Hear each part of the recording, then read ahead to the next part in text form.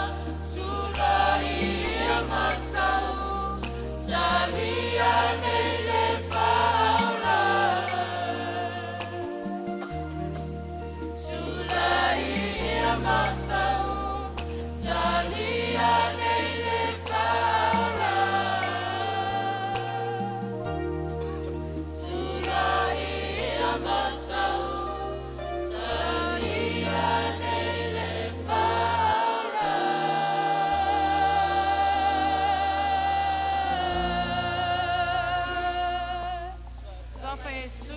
Amen. O le au whai tātou te tālo. Iowa a uelo mātou tupu siri e se lava la ufio. O lelo soi fui le langi e whaababa. O la mātou whaafutai i awano le leo lo mātou maua. Mātou te whaasoi na ilo ufina ngalo le tua ina i a whai momori mau. I le soi fuanga a o mātou maua. Mātou te talo i la ufio le ne a fiafi. O le te talo le nganga i ne i mawhai. O na avea ufionga mai se le whiau le ne a fiafi. E avea mawala e tāpena i nganga. Saunia nganga mo le malo la ufio le utoe mamao. O lea la mātou te talo le tua e whapenana e whaamala malama. I whira ngalo ma whaamoe moe. O e lo mata mai ma whaafonga mai le whiau le ne a fiafi. Ia iai le angana leo oi le atua lo mātou mtai. O lea la mātou te talo lulau suafo Yesu. Amen. O le a maua le whiau le atua le fiafi nei. Mai tu se o whaalina, alono mta upo lua sumanatasi. Alono whai mua si whaapau mai lona fupe van. O ia lo tautala i ai, le fionga le tua i le new creation, ia po le fuafuanga fō. Pei tai alono mta upo alono whai pe fitu. O i nao le a maua mai ai le manatu au tu, o le whiaua le tua mo oe ma tātou le a fiafinei. E whapea lona whaitawina. O le manu malo e maua e ia mea uma. E whaifo i au mo nā tua. E whaifo i o ia mo watali. O le taua i le soifuanga ma leo langa le te soifua ma o wola ai. O le taua i le vāo satani ma Yesu. I le vāo o le lei ma le leanga. Le ngata i lea. O le taua le tuputele e o mai lea so lea lava e tau. O le taua o upu matala. A le wha mai whaamtalanga tuspa ia. Mō le tangata manu mālo. O le whaamnianga le tua e maua e ia mea uma. Wha mai whaamtalanga tuspa ia. E whai fo ia umo nā tua. E whai fo i o ia mo watale. Pa ngā le mātanga o fie. O le whaamnianga le tua. Ma le whaasiri a le tua, mō le tangata manu malo, aisea, e sila fia mai loa, o le mea nei o le manu malo, e le se mea whai ngō fie, te ma statou amen. E te a e maunga, e te ispo i vanu, e te ui puapua ngā, e te ui maftianga, aisea, o le manu malo e le se mea maua whimale file mu. O le mea e te tauna e pangatia, e te tauna e langona ina. Whamaila ia leo le autua le whiaua le atua mō tātou le awhiawhine. O le manu malo e maua e ia mea uma. Whamaia, vaenga mua le whiaua le atua e whaapea. E whaapea whea ona e manu malo. O lono winga le whiau, o le whasili o le awhiawhine. O le manu malo, e iai le awala e te tauna e whaia. E iai foi le awala e te tauna o tāpena ai. E nono winga, e iai la tātou mea te tauna whai. E ila tātou ngā ruenga e whātino. Ma whaangana e whamai ai, le vaenga mua le whiaua le tua, ia po le autua le whiawhine. O le manu malo, e maua e ia mea uma. Whia ale, Filipi e whāron whepu mua. O le upu lea le apostolo e whāpea. O le nei, o usoe, o e o te alofa manau iai. E fia mai au te maitauina i tustusinga le apostolo e whāpea. E nā te ta uai tangata o le kālesia a le atua o nauso. Aisea, e iairo na mafuanga. Ina ia whelataai le mafutanga. Pe ina ia close le relationship ane apostolo ma tangata o le tua. O se awala e whaingo fie ai o na amatu le whiau. Whamai whamtalanga le apostolo le whiawhinei. O e o te alofa ma nau i ai. O lou fia ma lou pale le au pele. Ia whaapea o na tu mau o outou i le li. e whapewhea ona e manu māloi mea uma. O le tali, whamail whamtalanga na apostolo i le awhiawhi nei, mō tātou le ainga o le tua, tu mau o outou i le li. Nono winga e le te tau ona tātou o ese, pe le te tau ona e auna i le tua, ona e whaavai lea. Nā whamail mō le mau le tuspa ia, pe wheto Jeremia e le fia, pe inosia, pe i le tangata e auna i le tua e te whaavai. Whamail whamtalanga le whionga le tua, ma le whiau le fia nei, la inga o le tua, o le awala tātou te manu malo ai, o lo tātou tu mau i le li. O tātou manu malama le tala le lei e winga ya Yesu Keriso, o e mana o mia le kalesia, ma le whiau le tua, i le afia finei, le ainga o le tua, tu mau i le li. O mai an mo le mau le apostolo, Filipi mo mua no whakpelua suma le fitu, e te tau ona tutusa la tātou a mio ma le tala le lei a Yesu Keriso.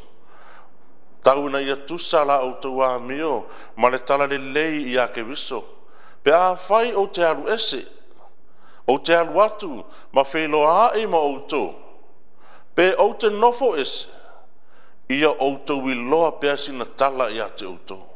Wa o tau tu mau le loto ngatasi, le aingo le tua, ma le kale si aso fitu sa mo tuto atasi, i le afiafi nei, o le auwala e te tau na tātou manu maloai, o le te tau na tātou tu mau i le loto ngatas, po le alo tātou tō tele, ai a tasi o tātou loto, e whaingo fi a le ngā luenga le tua amene.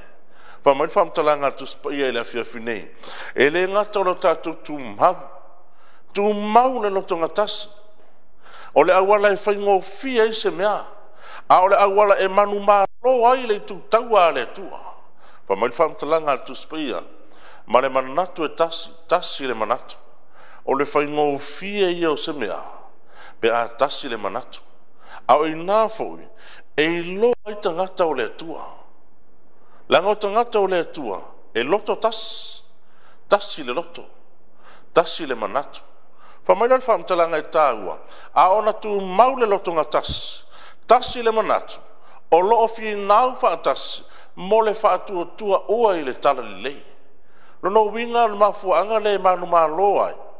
Le tu taua le tua, ma le whanaua le tua, o le tu mau le loto ngatasi, ma le manatu e tasi, ai se a. O mai whamtalanga tuspa ia, o i tātou e fi nau whaatasi. E te tau ona tau whaatasi, e te tau ona tātou loto whaatasi, e te tau ona tātou manatu whaatasi, i whamai whamtalanga tāua tuspa ia, o lo fi nau whaatasi, mo le whaatua tua ua i le tala le lei. O mai ia, le mo le maua na whionga le tua. E pewe suma le lua no whi mua si whapau mo no whi pe lua. O le nei, o i tātou foi, o lo ua vangavangai e whaputputonga, o e matamata mai e whapea o na toa tele. No winga whamai whamtalanga tu spia, o i tātou o le ua vangavangai e whaputputonga, o e matamata mai. So se mea e te iai, e loa ara tangata i mea iai. E iai a upu masani a sa moa i aso. Ai loa atu se alo, au se tama, au se teine. Wa sa vali ana i le ai. Ona whesini leo se tas, o ai le la. A whaapea mai leo se tala, se tasi o matai a po se isi fo i o le a fioanga. Se o le alo o le tamari. Whaau leo upu masani o le tātua tunu. E le tau ilo a alo o tamari. Aisea, e loa le tu, e loa lau savali, e loa lau tautala, e loa ia tātou me fai. So se mea te tau ana fai, e le tangata o le tua whamai whamtalanga tuspaia, ia e mauti noa, awa ni ngalo, o loo vangavangaia i tātou le whaputputonga, o e matamata mai, e whaapea o na tō tele. Nono winga na sasi au sina mea, ia whaapea nāfo. Aisea, o le taua. Ale au wala tau te manu malo ai, whamai fi aua le tua le awhiawhi nei, upo le apostolo, e te tau ia te tātou, o na tu ese ia o mea mamafa. Mo tātou iei le teimi walata le fio mai o le li.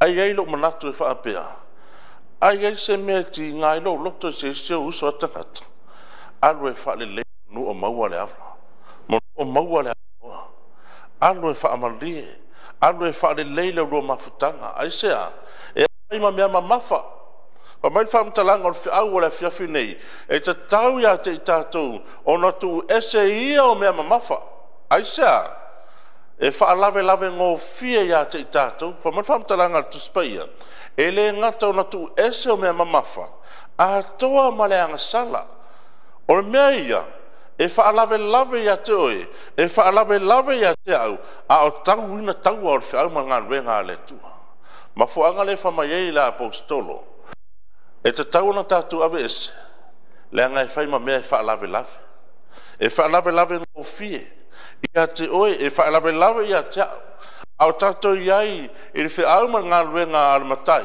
pa mai fa mtalanga tu spaia ia tatou tau fetuli ma ono sai i le ala tanu o yo tatou luma no winga fa pena ia fi au ni afiafi le wala tatou te manu malo ai e tau fetuli ma le ono sai ia le ono sai i le ainga me se le tu taua ale atua fa mai fa ipo lua ma ia ava ai atu ya Yesu o le na te taitaina ma le na te faa toina le faa tua amen lo no winga e taua e te tau na tatou malo pe a fai tatou te tau ina taua ngā ruenga le ma va ai atu ya Yesu va ai atu ya Yesu o le na te taitaina ma le na te faa toina le faa tua no winga e fa pena le nganga o le ne fiafi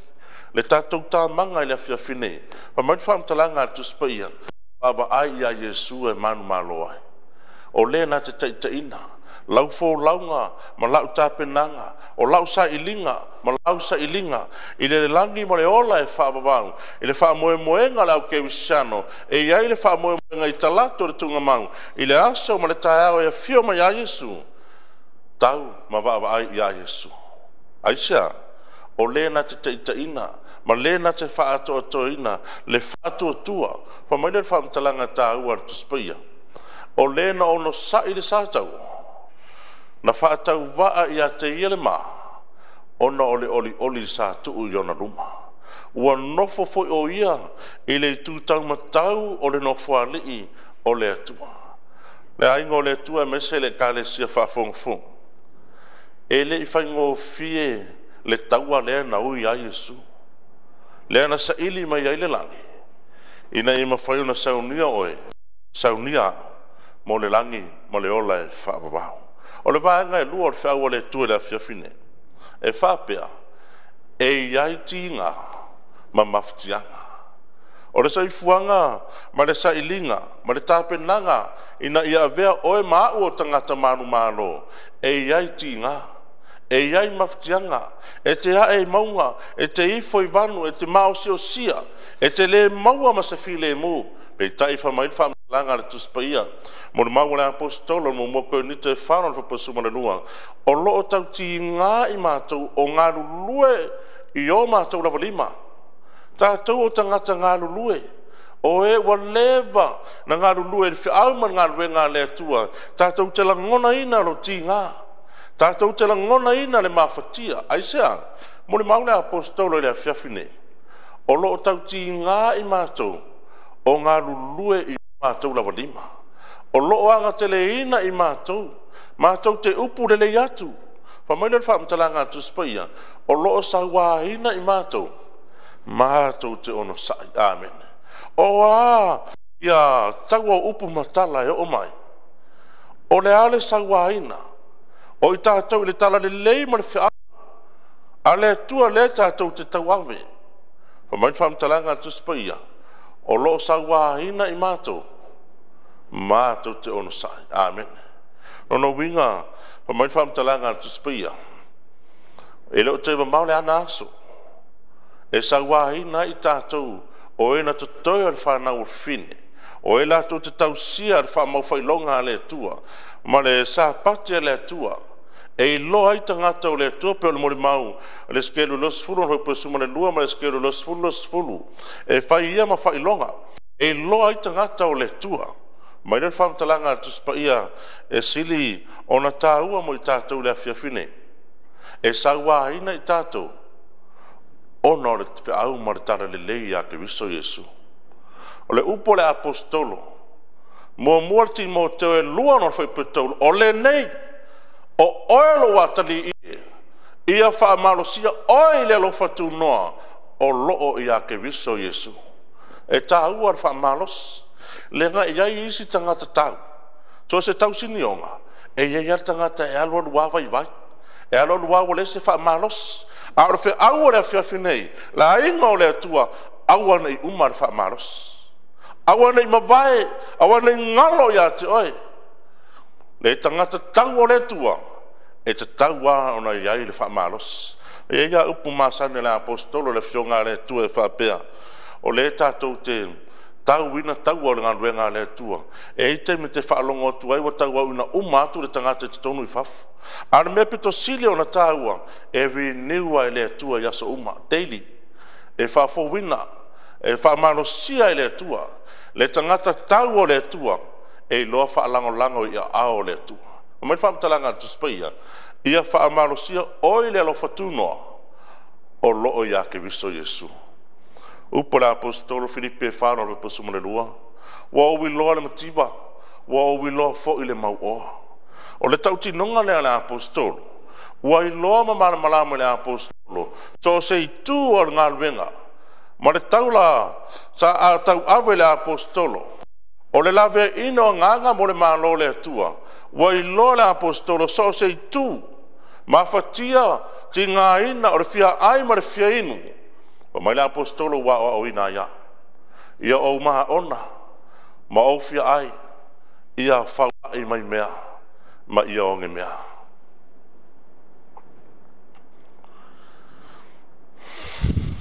mai ngai tau luar whaua le atua le whiawhine na te maua mea uma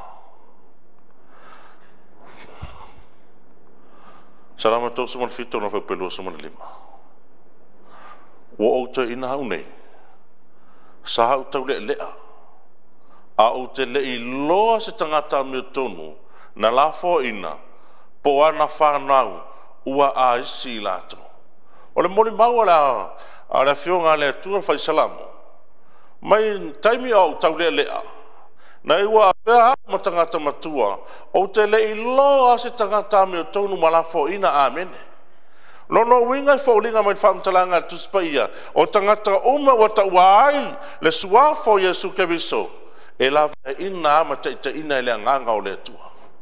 Amen. Pa mai ele iloa se tasi tangata me tonu wala fo ina po ana fa wa aisi lato. Aisea ma fua mai o na laianga le leia ia le tua. O laila ve ina ele tua. I lato uma o o ia ke viso Yesu. O le awala tātou te mawai mea uma. Whalangolango lo soifua mo lo uolanga i a ao o Yesu. Ma reka sfulu po tau sfulu. E maua lava e ia tai sautua se laure ne iolanga. O le manuia o le atua. E le tasi e le elua. Ai wha mai whamtalanga tu spaia e tai sautua se lau. E le whatoa maua e le langi ma le ola e whababau. Ai maua e le so. Maua i leo langa nei, pe a whai, e tu ina atu lau whina ngalo mo loto i le tua, e pule meia, a e tātou te wha mua le tua manana tala le lei. O le wha mnianga le tua e maua le tangata, e nā te tu ua me pele ilo na o langa, o mātua uso matua whaafine, o whale ma whanua, o no Yesu ma le tala le lei. Pa mai lor whamtalanga tu spaia, e maua lawa e ia, te sautua se lau i le nei o langa, o fale mausa ma tua whaafine matina, ma whanau ma whanua, a toa foi ma sawanga, a o le ola tali, e mawai le ola e whaabawau. Luka sumane luara whapatou sumane tasi, a ia o tau saha ili le malo le atua, o na whaupopo i nai lea o ia mea uma ia te autou. O le awala na te mawai mea uma, pa mai whamtalanga tu spaia, saha ili le malo le atua, ona whaupopo ina ai lea, o ia mea uma ia te utou. O lona winga e le lua, pe tolu, a o le whamnianga le tua, o mea uma, e maua le tangata, pe a whai tātou te sā ili i le tua.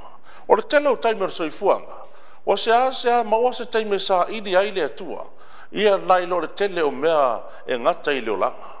A whamai whamtalanga tu spaia, mo muati mo te whana fu pevan, awa e titi lea ngā o le whamasani la le tino, a o le a mea tua, e a ngā lea i mea uma, o lo i ai le mea ua wholofola ina mai, i la leo langa nei, a toa ma le atali. O mai whamtalanga tā ua le apostolo, mo oe ma tātou le afiafine, i titi lea ngā o le whamasani le tino, no winga i te tau o nei titi le whamasani le tino, a o le a mea tua, e ao ngā lea i mea uma, e tā ua i o le mea leo le a mea a le tua. Aisea, langa i te tau, e ono mea, e ao ngā i tangata, o le ka le sia le tua, o le tangata o saunia mo le langi, ma le ola e whababang, e te tau o na a mea le tua. Amen. Langa o tātou o tangata na whausia e le tua, i lona amatanga, i le selaupa sene, i lona le leisa iai, le fōlinga i le tua, e te tau fo i tangata o le tua, o na soo i le amio a le tua, amen. E maa sani tātou i ona pōnei, a amio, a wawa i tangata i a amio a le atali, o na whaapea lea upu maa sani, e te soo a i lauta maha. E whape nā lea nganga o au o le fiafi nei. Ma mai whamtalanga tu spaia, awa e titi, le au ngā le whamasani la le tino, a o lea mea tua, e au ngā lea i mea umalafa. Amen. O loo iai lea mea ua wholofoloina mai, i la leo langa nei, a toa ma le atali. Mai lea utua le au le fiafi nei. O le manu malo, e maua e ia mea uma. O no winga o le awala tātou te ui ai, e te tau na tātou malamalama, e iai la tātou ngaruenga whai, e iai lo tātou tiute, e iai la tātou mea te tau o na whai, e na ia mawhai o na tātou manu malo ai, mai le tau au lo tau ina nei, mai whamtaranga e iai ti ngā mamaftianga. Ai mai whamtaranga tu spaia, o le manu wia o le tua, e tātou te maua, e le na o se tasi pe lua, a o mea uma e fua ina mai, e le tua, pe a whai tātou te manu mālo.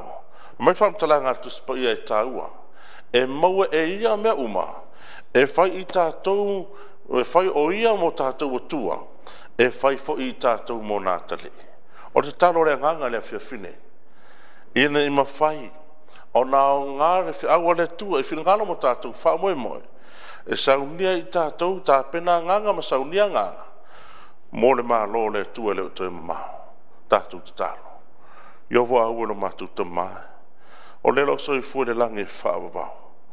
O le nāre au le nia fiafi. Ma le te tālo le tua, ia whaamara malama ina. E le ngā luenga siri ese alu lawa ngā pa ia. E whina ngalo ma wha moe moe. Ina e ma whai o na saunia i mātou. I le langi ma le wha moe moe ngā lau keu sano. I le tae ao le toitu. E te si tia i mātou i le whamnianga wa e saunia. Whamanuia le tua le ngā luenga wao. Ai mese le li ie i la tue wa whaafonga ma sila mai. Ie iai whamnianga lau fia. O le la mātou te tāluru lau suafu Jesu Kiristo. Amen.